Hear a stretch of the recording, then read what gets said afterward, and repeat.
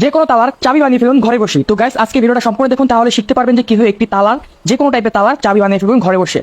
তো গাইস ভিডিওটা সম্পূর্ণ দেখুন, না টেনে টেনে, কারণ টেনে টেনে দেখলে কিছু শিখতে পারবেন না। তো গাইস ফার্স্টে কি করুন গাইস, ফার্স্ট হচ্ছে আপনার এখানে আটা বা ময়দা যে কোনো জিনিস ইউজ করতে পারেন। তো আমি এখানে গ্লু ইউজ করতেছি, এক টাইপের জেলি টাইপের গ্লু।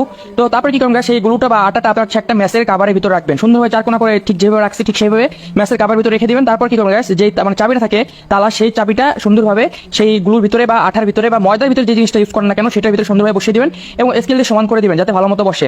তারপরে কি করবেন গাইস, চাবিটা খুব সুন্দরভাবে আস্তে করে উঠাবেন, খুবই সতর্কতার সাথে উঠাবেন, কারণ বাঁকা হয়ে গেলে আবার সমস্যা হতে পারে।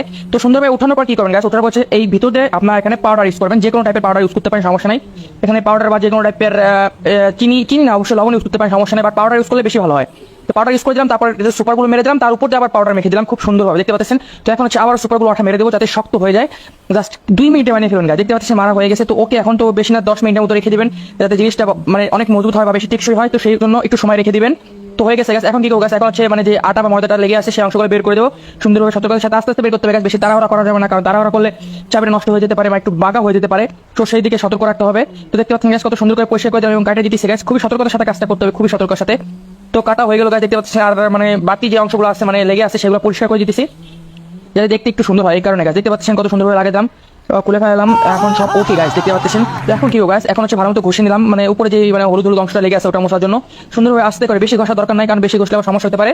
তো সুন্দরভাবে যে বাঁকা অংশগুলো বা বাড়তি অংশগুলো আছে সেগুলো ভালো মতো সিরিজ কাগজে ঘষে নেবো সুন্দরভাবে।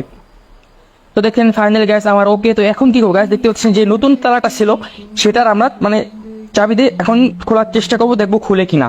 তো গাছ এই দেখতে পাচ্ছেন, এই যে অরিজিনাল তালাতে চাবি দিয়ে খুললাম, তো খোলা হয়ে গেছে গাছ, দেখতে পাচ্ছেন। তো এখন গ্যাস ওটা দিয়ে ট্রাই করবো গ্যাস, এই যে দেখতে পাচ্ছেন গ্যাস, খুব সিম্পলি ভাই মানে বানায় ফেললাম।